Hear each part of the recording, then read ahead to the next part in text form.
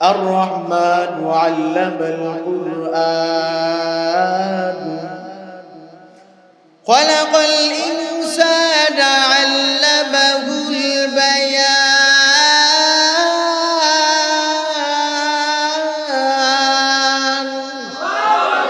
আল্লাহ পাক রব্বুল আলামিন বলেন আর রহমান দয়ালু দাতা মেহেরবান আমি আল্লাহ আল্লামাল কুরআন মোহাব্বত করিয়া তোমাদেরকে দান করলাম কুরআন সুবহানাল্লাহ। শুধু তাই নয়, আমার এই কোরআন কাদের উপরে নাজিল করলাম, কাদেরকে আমি আল্লাহ কোরআন দিলাম। আল্লাহ বলেন আল্লামাল খলাকাল ইনসান, আমি এই কোরআন ইনসান মানে মানুষদের জন্য নাজিল করেছি। শুধু তাই নয়, এই মানুষদেরকে দান করেছি, আবার এই মানুষদেরকে আমি আল্লাহ পাক আবার জবান দিয়ে দিলাম সুবহানাল্লাহ বলেন। কাজে এই জবান দ্বারা কি দুনিয়ার নেতা নেত্রী স্লোগান দেব নাকি আল্লাহর নাম দেব? আরো জোরে কান মুসলমান। এই শক্তি হিম্মত বল কে দিয়েছেন? আরো জোরে চিল্লায় কোন কে দিয়েছেন? এই শক্তি এই হিম্মত এই বল এই জবান তো আমার আল্লাহ দিয়েছেন। কাজে দুনিয়ায় কোনো মানুষের জন্য জবান না, দুনিয়ায় কোনো মানুষের স্লোগান দেওয়ার জন্য শক্তি দেওয়ার জন্য আমার মাওলা শক্তি দান করে নাই। যেহেতু আল্লাহ দিয়েছে সেহেতু আল্লাহর নাম আমরা নেব মুসলমান, ঠিক কিনা জোরে বলে। বর্তমান সমাজের মধ্যে দেখা যায় মানুষ বিভিন্ন নেতা নেত্রীর স্লোগান যখন দেয় ভলিউম বাইরে যায়, কিন্তু আল্লাহর নাম মডেল হয় না, খামি দিয়া বইসা থাকে। আছে না নাই? আসেনি? খামি দিয়ে বইসে রয়েছে। ছাগললে খামি বুঝি, ছাগললে খামি দেয়, লরি নেব। কিন্তু এই মাজলিসে বসেছেন, জানেন কত বড় মাজলিস, কত বড় দামি মাজলিস জানেননি? হাফাতহুমুল মালাইকা ওয়া গাশিয়াতহুমুর রাহমা ওয়া নাযালাত আলাইহিমুস সাকিনা। আল্লাহ পাক ফেরেশতাকে ডাক দিয়া বলে, ফেরেশতা ওখানে কি হয়? বলে আল্লাহ তোমার নামের জলসা হয়, তোমার বন্ধুর নাম লওয়া হয়। বলে ফেরেশতা তাড়াতাড়ি যাও যাও যাও, ওইখানে দিয়া তোমরা বেষ্টন কইরা রাখো সুবহানাল্লাহ বলেন, আর তোমরা তাদের জন্য দোয়া করতে থাকো। আল্লাহু আকবার বলেন। এ ফেরেশতা ওরা ওখানে কিসের জন্য বসেছে? বলে আল্লাহ ওরা গুনাহ মাফ করাইয়া জান্নাতে যাওয়ার জন্য বসেছে, জাহান্নামে যাইতে চায় না। বলে এ ফেরেশতা ওই বান্দা বান্দি ওখানে যারা বসে ওরা কি আমার জান্নাত দেখছে নাকি? ওরা কি আমার জান্নাত দেখছে, আমার জাহান্নাম দেখেছে? বলে না না গো আল্লাহ, না না, ওরা আপনার জান্নাতও দেখে নাই, জাহান্নামও দেখে নাই, আপনার আযাবও দেখে নাই। বলে তাহলে বসছে কেন? তাই বসছে আল্লাহ আপনাকে মুহাব্বত করি, আপনার পয়গম্বরকে মুহাব্বত করি। আল্লাহু আকবার বলেন। কাজী ভাইরা আমার, যারা এখানে বসছি আবার আলোচনা শুনতেছি, সবাইকে মাথায় থাকা লাগবে আমি রবের আলোচনা শুনি, আমি রবের আলোচনা শুনি। এখানে ভালো করিয়া বসিয়া রবের দিকে মুতাওয়াজ্জু হয়ে থাকতে হবে। এ আল্লাহর বান্দারা যারা কথা বলবে তাদের হয়তো এমন একটা কথা আপনার আমার দিলের মধ্যে লাইগা যাইতে পারে, হয়তো কাল কিয়ামতের ময়দানে নাজাতের জরিয়া হিসেবে এটা কবুল হইতে পারে, কি পারে না। এর জন্য দোয়া করো আল্লাহ যেন এমন কিছু কথায় বক্তাদের মুখ থেকে বের করে দেয়, কাল কিয়ামতের ময়দানে এই আলোচনায় নাজাতের জরিয়া হিসেবে কবুল হয়। সুবহানাল্লাহ। এজন্য দোয়ার দরকার আছে না নাই? দৌড়ে কর না, দোয়ার দরকার আছে না নাই? দোয়ার দরকার আছে। কয় কেমন দোয়া করতে হবে? তিন বন্ধু। কয় বন্ধু? আমি আলোচনা শেষ করে দেব। কয় বন্ধু? তিন বন্ধু। তিন বন্ধু রওনা দিয়েছেন আল্লাহর জমিন দেখতে। আল্লাহর জমিন দেখবে, আল্লাহ কত নিয়ামত সাজায় সাজায় রাখছে, একটু দেখতে যাই। আমি কি মুহররমের আলোচনা এটা করবে কারা জানে? এই যার দুইজন আছেন এরা করবে। আমি তো আপনাকে মানুষ, আমি জুমায় করে দেব আল্লাহ তো যা করি ইনশাআল্লাহ শুনেন। বাইরা আমার তিন দোস্ত এইবার আল্লাহর জমিন দেখার জন্য রওনা। আল্লাহর জমিন দেখতেছে দেখতেছে দেখতেছে, ইন দি মিন টাইম উপর থেকে বৃষ্টি নামা শুরু করছে। কি নামা? বৃষ্টি নামা শুরু করছে। বৃষ্টি যখন নামছে, তিন বন্ধু চিন্তা করছে, এক বন্ধু আর এক বন্ধুকে বলে, বন্ধু আমরা তো ঘুরতে আসলাম কিন্তু বৃষ্টি নামছে, এখন স্যাক নেওয়ার দরকার আছে না নাই? বলে তাহলে ওই যে গুহা দেখা যায়, গুহা, ওই গুহার ভিতরে আমরা একটু জিরাই, ওখানে আমার স্যাক নেই, আমরা চলো ওই গুহার ভিতরে ঢুকি। তিন বন্ধু তিন দোস্ত গুহার ভিতরে ঢুকিয়া গেলেন। গুহার ভিতরে ঢোকার পর এইবার কিছুক্ষণ যাওয়ার পরে তিন বন্ধু বলতেছে এক বন্ধু আর এক বন্ধুরে, ভাই ও দোস্ত, বৃষ্টি মনে হয় এখন থাইমে গেছে, আর মনে হয় বৃষ্টি নাই। বলে দেখো তো বৃষ্টি আছে না নাই।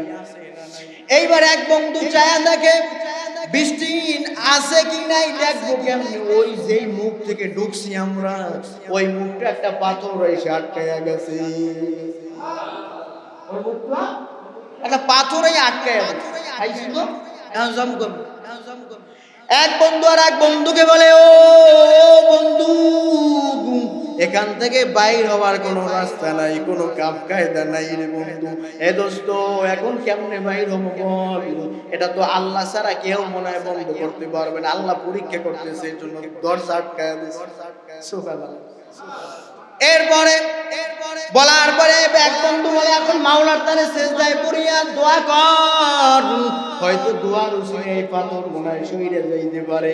এইবার এক বন্ধু নামাজে দোয়া, 2 রাকাত নামাজ পড়িয়া এইবার আল্লাহর তারে দোয়া করে, আল্লাহ আমি তোমার দ্বারা দোয়া করি আমাদের পাথর সরায়া দাও, তবে সরায়া যে দেবা তোমার কাছে তো ওসিলা পেশ করতে হবে। আমি একটা ওসিলা পেশ করলাম। বলে কি ওসিলা? বলে আমি মালিক ছিলাম। মালিক কি ছিলেন বলে? আমি মালিক ছিলাম, আমি আমার আন্ডারে শত শত মানুষ কাজ করত, আমি আদানা করিয়া প্রত্যেকদিন বেতন দিতাম, আমার ছাগল চড়াইতো।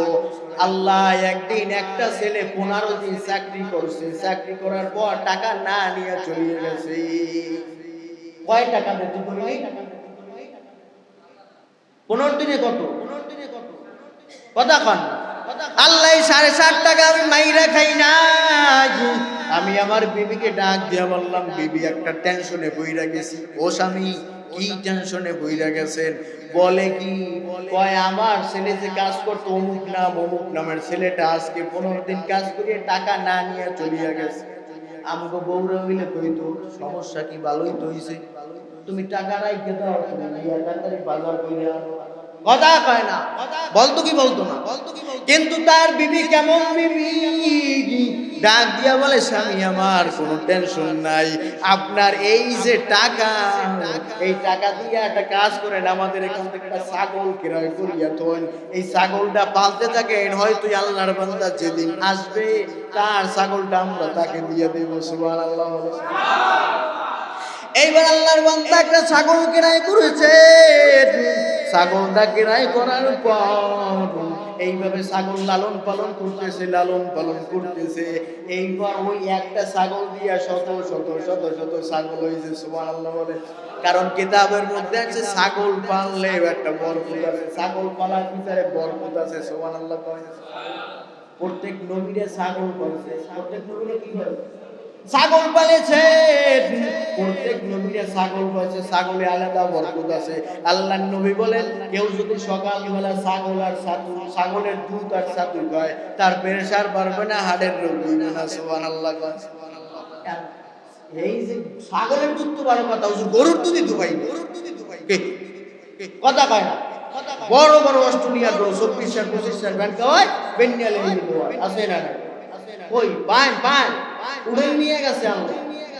এই দোস্ত এইবার মুনাজাতে বলতেছে, ও রব্বুল আলামিন, আমি ওই ছেলেটার ছাগল, একটা ছাগল ক্রয় করিয়া ওর টাকা দিয়া, এরপর আমি শত শত ছাগল বানাইছি। একদিন ও কোথা থেকে আইসে আমাকে ধরছে, ভাই তোমার কাছে আমি পাওনা। বলে কিসের পাওনা? বলে তোমার 15 দিন কাজ করছি আমি তোমার কাছে, এই 15 দিন কাজ করার পর টাকা না নিয়ে আমি এখান থেকে চলে গেছি। বলে এই 15 দিনের টাকা তো তোমার কাছে পাই, এই টাকাটা। সুবহানাল্লাহ। এইবার ওই আল্লাহ আল্লাহর বান্দা আল্লাহর কাছে বলতেছে, রব্বুল আলামিন, আমি ওই আল্লাহর বান্দা যখন টাকা চাইছে আমি তার পাওনা হিসাবে বললাম ওই ছাগলের পাও দেখো, ওই ছাগলের পা সব তুমি নিয়ে যা। বলে পয়েন্ট, এত বড় ছাগলের পাল, আমি তো এত টাকা বেতনে আপনার চাকরি করি না, আমি তো চাকরি করছি মাত্র আধা বছর, এক আধা, তো 15 দিনে তুই এত ছাগল কেমনে পাই? বলে তুমি যেই টাকা না নিয়ে, পারিশ্রমিক না নিয়ে চলিয়া গেছো, আমি ওই টাকা দিয়ে একটা ছাগল ক্রয় করিয়া আমার খামার থেকে ছাগলটাকে বড় করিয়া করিয়া করিয়া করিয়া এখন শত শত ছাগল হইছে। কাজী আল্লাহর বান্দা এই ছাগল সব তোমার, তুমি নিয়ে যাও। আল্লাহু আকবার বলেন। এইবার ওই দোস্ত দোয়ায় কয়, আল্লাহ এই আমলটা যদি আপনার পছন্দ হয়ে থাকে, আপনি গরিবের টাকা মাইরিয়া খাই নাই, আমি গরিবের সম্পদ মাইরিয়া খাই নাই, তাকে দিয়ে দিছি। আল্লাহ এই আমলটা যদি আপনার পছন্দ হয়ে থাকে তাহলে এই গুহার মুখ খুলিয়া দেয়। কিতাবের মধ্যে বয়ান করে, এই যখন আল্লাহর বান্দা দোয়া করেছে, দোয়া করার সাথে সাথে এই গুহার মুখ 3 ভাগের 1 ভাগ ফাঁক হয়ে গেছে। আরো জোরে কর। এইবার বলতেছেন, দোস্ত তাহলে আমি তো দোয়া করলাম, তুমি করো। এইবার আর দোস্ত সিজদায় পড়ি আল্লাহর কাছে, কয় আল্লাহ আমি একদিন আমার চাচার বাসায় গিয়েছি, চাচার বাসায় গিয়ে দেখি আমার চাচাও ওই বাসার ভিতরে নাই, চাচিও নাই, শুধু আমার একটা চাচাতো যুবতী বোন ছিল, লাল টকটকে সুন্দর একটা বোন ছিল। আল্লাহ ওই বোনটাকে আমি নিয়া যখন দেখলাম তখন তাকে আমি টানিয়ে নিয়ে গেলাম, আজকে তার সাথে প্রেম নিবেদন করব, অবৈধ সম্পর্ক করব।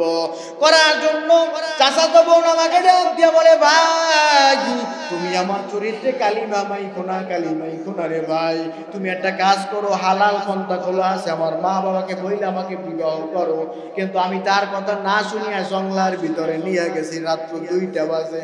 আমি যখন জঙ্গলার ভিতরে নিয়েছি, দুইজনে এবার পোশাক আশাক খুলিয়া প্রেম নিবেদন করব। ওই সময় আমার চাচাতো বোন ডাক দিয়া বলে, এ ভাই একটু তাকাই, একটু ঘোরা দিয়ে দেখ তো কেউ সজাগ আছে নাকি। আমি যাইয়ে দেখি কেউ সজাগ নাই, না থাকার পরে আমি আইসা বলতেছি, বোন কেউ তো সজাগ নাই, সবাই ঘুমায় আছে। কয়, এ ভাই ইন্নী আখাফুল্লাহ, তুই একটু আল্লাহরে ভয় কর, দেখ সবাই ঘুমায়া গেছে। কিন্তু আল্লাহ পাক রব্বুল আলামিন বলেন, লা তাখুযুহু সিনাতুন ওয়ালা নাওম, আমি আল্লাহর ঘুমও নাই, আমি আল্লাহর তন্দ্রাও নাই। কাজে আল্লাহ তো ঘুমায় না, তন্দ্রাও দেয় না, সবাই ঘুমাইছে, দুনিয়ার কেউ আমাদের প্রেম নিবেদন দেখবে না, কিন্তু আমাদের প্রেম নিবেদন তো আল্লাহ দেখতেছে। ওই বান্দা এবার হাত তুলে বলতেছে, আল্লাহ যখন এই যুবতী বোন আমাকে এই কথা বললো, বলার সাথে সাথে আল্লাহ প্রেম নিবেদন না করি আমি চলে আইসা তোমার কাছে লুটাইয়া পড়ছি, সিজদায় লুটাইয়া পড়ছি। আল্লাহ আমি আর এই হারাম সম্পর্ক করি নাই। আল্লাহ এই আমলটা যদি তোমার কাছে পছন্দ হয়ে থাকে তাহলে তুমি আমাদের এই পাথরের, এই যে গুহার পাথরের মুখ সরাইয়া দাও। কিতাবের মধ্যে আছে, আল্লাহর বান্দা বলার সাথে সাথে 3 ভাগের 2 ভাগ পাথর সরিয়ে গেছে।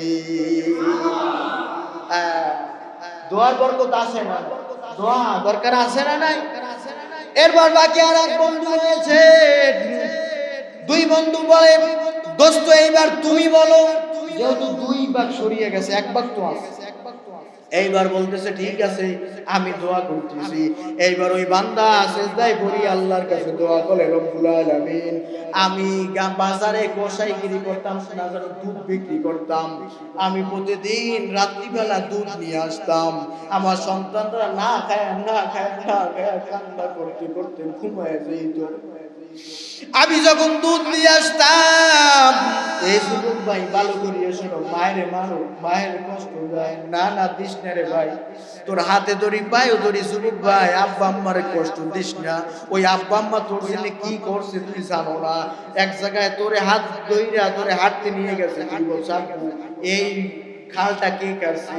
আব্বু বলছে এটা সরকার কাটছে। বলে সে তা কেমনে কাটলে, কি দিয়ে কাটলো?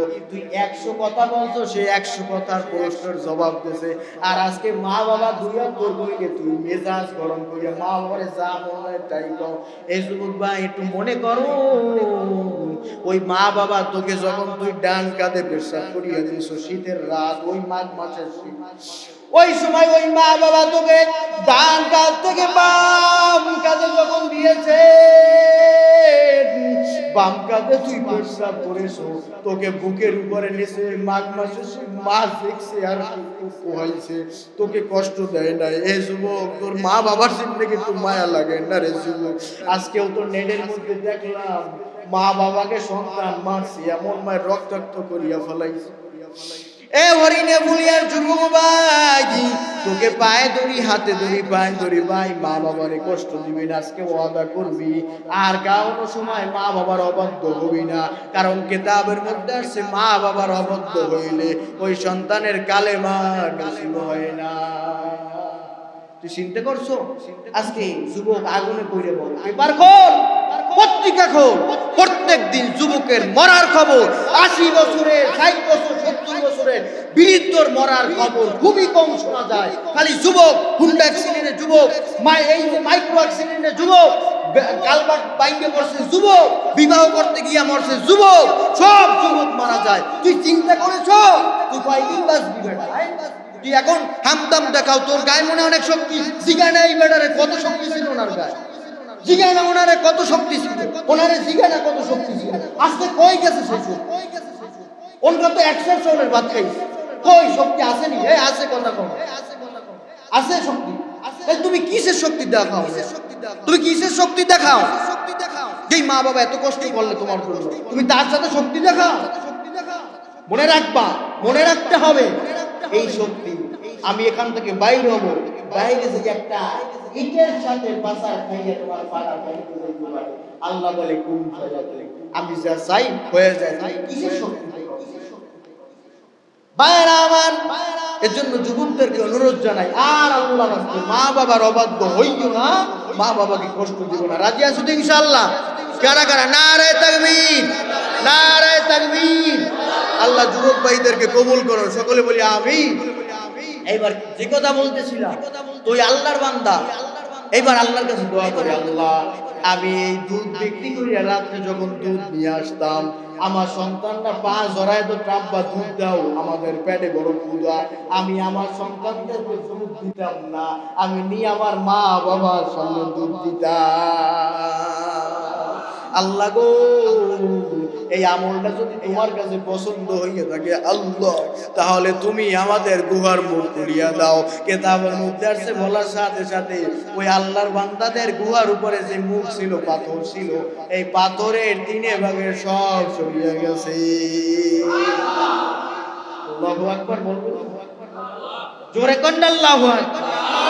তাহলে দোয়ার ফজিলত আছে না নাই? আমরা তো অনেকে দোয়াই করতে চাই না। আসরের পরে তাসবিহ পড়া হয়, অনেকে হাঁটা দিয়ে মিয়া 2 মিনিট সময় বও না, কি হইল? ভাইরা আমার, এজন্য সব সময় দোয়া করবে। ওই মা বাবা অন্ধকার কবরে ঘুমায় আছে, মা বাবার জন্য দোয়া করেন।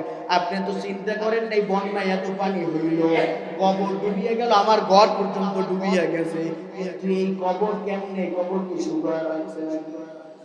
কবর কি শুকনো রইছে নাকি? এই বাঁশবাগানে কবর, আজকে সন্তান এখানে বসে বিষখালী নদীর ইলিশ খায়, পদ্মা নদীর ইলিশ খায়, আর ছেলে ওই বিদেশে বসে দেখতেছে মা ইলিশ মাছ খায়, ছেলে ওখানে বসে খায়, এখানে বসে দেখতেছে, ছেলে ওখানে অসুস্থ, মায়ে জানে আব্বাই জানে, কিন্তু অথচ ওই যে বাঁশবাগান আমার দুয়ার ধারে, কলা বাগান, বাঁশবাগানের কাছে, পাইত্রাপনের কাছে আমার বাবাকে খবর দিলাম, কিন্তু আজ পর্যন্ত কি কোনো খবর পাইছেন নাকি? কোন খবর পাওয়া যায় না। এর জন্য আল্লাহর বান্দার আব্বা আম্মার নামে দোয়া করে সব সময়। এই যে আমরা কিছু মুসল্লির আছে শুক্রবার দিন নামাজে আসি, শুক্রবার দিন আসিয়া এরপর নামাজ পড়িয়া আল্লাহরে ওই দুয়ার থেকে বাইর হইয়ার বলি টাটা আল্লাহ, যাই যাই যাই, আজকে আবার দেখা হইবে না, আজকে দেখা কইরে গেলাম, আবার সামনের সপ্তাহে দেখা হইবে। আছে না নাই? এই মার্কা মুসল্লি আছে না নাই? কিন্তু আপনার উচিত ছিল ভর্তি রক্ত নামাজ পড়া। ওই মুসল্লি দেখা যায় আর মসজিদে আসে না সারা সপ্তাহে, আবার জুমার দিন আসে। আল্লাহর বান্দারা, আমি অনুরোধ জানাই, আপনারা এখানে আসছেন, দুইটা কথা একটু মানেন। প্রত্যেক সপ্তাহে নামাজ পড়েন, 5 ওয়াক্ত নামাজ পড়েন। আল্লাহর নবী বলেন, যারা 5 ওয়াক্ত নামাজ তুইয়া 2 ওয়াক্ত পড়বে, 3 ওয়াক্ত পড়বে না, এইগুলো হলো নামাজ চোর। কি চোর? সবচেয়ে বড় চোর কি চোর? জোরে কয়। নামাজ চোর, সব থেকে বড় চোর নামাজ চোর। কাজী বাবা, এই নামাজ চোর হইতে রাজি আছি ইনশাআল্লাহ? নামাজ চোর হইতে রাজি কেউ? কেউ রাজি না। আমরা সব কিছু পয়গম্বর যেগুলো সময় নামাজ পড়ে, আহারি পয়গম্বর আগেরকার মানুষ ছিল সোনার মানুষ, এখন তো মানুষ ফাটা বড় কথা কয় না। বুঝতে আসছে না নাই? আহা, সাহাবাই কেরাম কেমন ছিলেন? জায়গা কিনছে একজন আর একজনের কাছ থেকে। জায়গা কেনার পরে এখন ওই জায়গার মধ্যে সোনা পাইছে, সোনা। এখন আপনি বলেন তো, আপনার কাছ থেকে জায়গা যদি আমি কিনি, এখন যে এর মধ্যে যে পাই সবই তো আমার। কিন্তু ওই সাহাবী ডাক দিয়ে বলে, ভাই তোমার জায়গা কিনছি, এর ভিতরে সোনা পাইছি, তোমার সোনা তুমি নিয়ে যাও। ওই সাহাবী বলে, না না, তোমার কাছে এই সোনা বিক্রি করিয়ে দিছি, এই জমি বিক্রি করছি, জমির ভিতরে সোনা পাইছে, সোনা তোমারে আমার না। বলে, না তুমি নেলে নাও, নইলে আমি জায়গায় দিব না।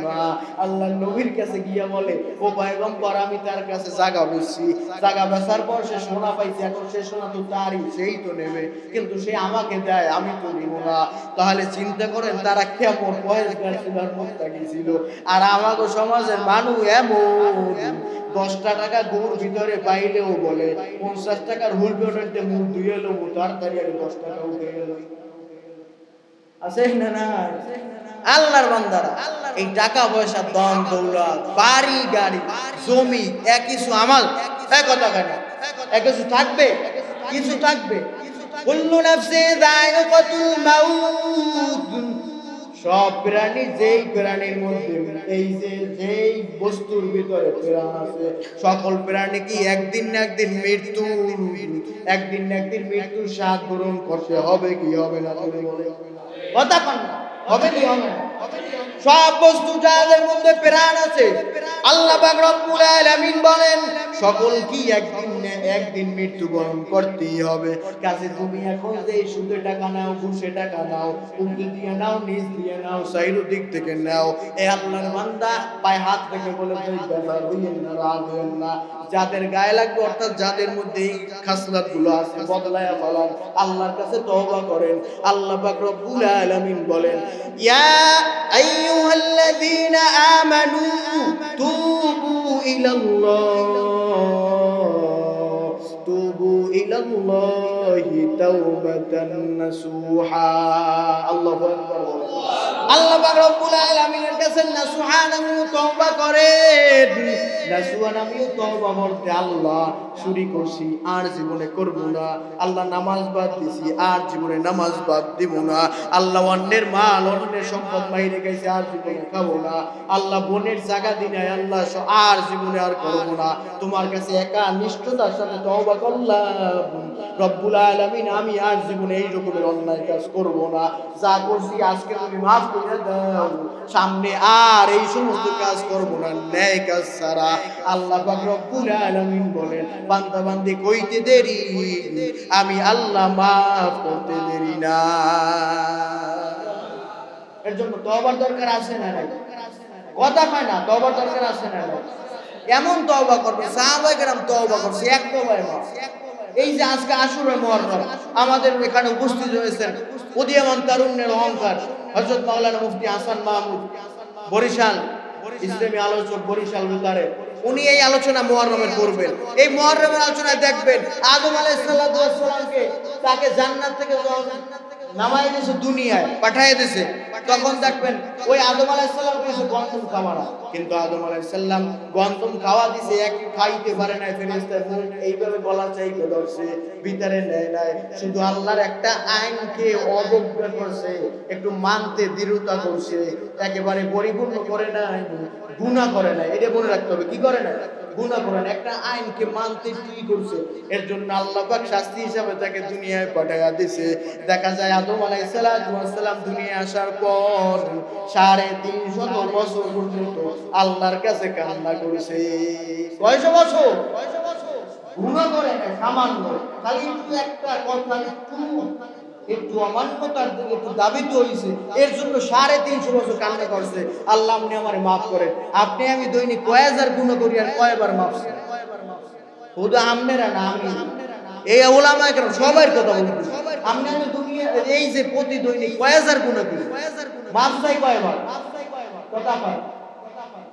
আর আদম আলাইহিস সালাম 350 বছর পর্যন্ত খালি মাবুদের কাছে কাটছে। আল্লাহ পাক রব্বুল আলামিন তাকে এই 350 বছর পর কান্দার পরে যেই দিন মাফ করেছিলেন সেই দিনটা ছিল মুহররম। সুবহানাল্লাহ বলবেন। এই 10 মুহররম